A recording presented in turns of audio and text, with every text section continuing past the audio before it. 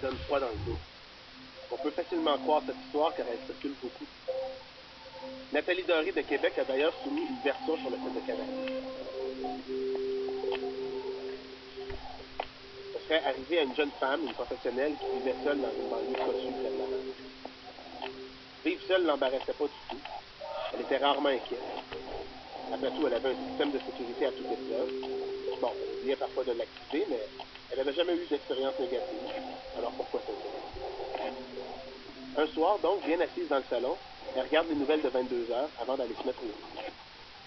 La première manchette la surprend un peu puisqu'elle reconnaît son quartier.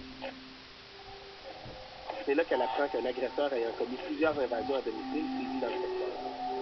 Il a déjà agressé 3 personnes, en plus des cambriolés. Selon son modus operandi, les policiers s'attendent à ce qu'il attaque ce soir. Le lecteur de nouvelles ajoute une consigne très précise. Si vous habitez dans cette région, ne laissez personne entrer chez vous en aucun cas. La fille se dit que ça ne sert à rien de céder à la panique, parce que les chances que le criminel se pointe chez elle sont assez nules. Il pourra sûrement prendre rapidement vu qu'il a été filmé. Elle continue donc ses petites affaires. Mais c'est là qu'elle remarque une silhouette derrière la vitre. Est-ce qu'elle rêve? Non, il y a bien un homme dans sa cour et il regarde par la fenêtre. Ce gars-là ressemble étrangement à celui dont les nouvelles ont parlé qu'elle. Elle regarde dehors pour voir si le gars s'était rapproché.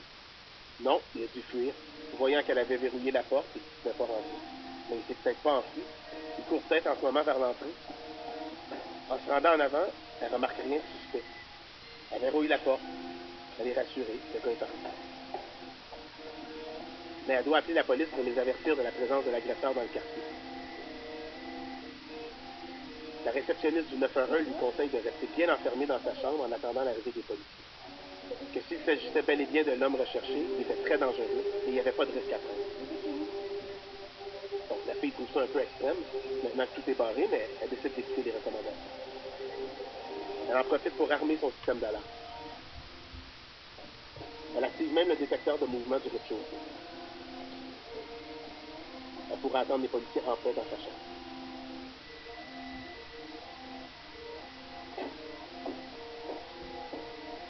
Mais quelques minutes plus tard, le système d'alarme se met à sonner.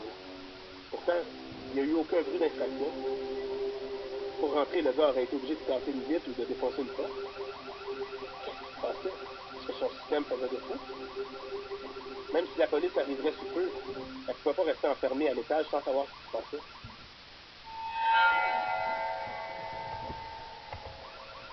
Elle sort donc de sa chambre. Tout est calme au rez-de-chaussée. Personne en vue. Elle descend quelques marches et remarque que la porte d'entrée est grande ouverte. L'homme est juste là, devant elle. Il se sauve avant que les policiers arrivent. La fille réalise ce qui s'est passé. Le système d'alarme ne s'est pas déclenché parce que quelqu'un entrait. Non, mais bien parce que quelqu'un sortait.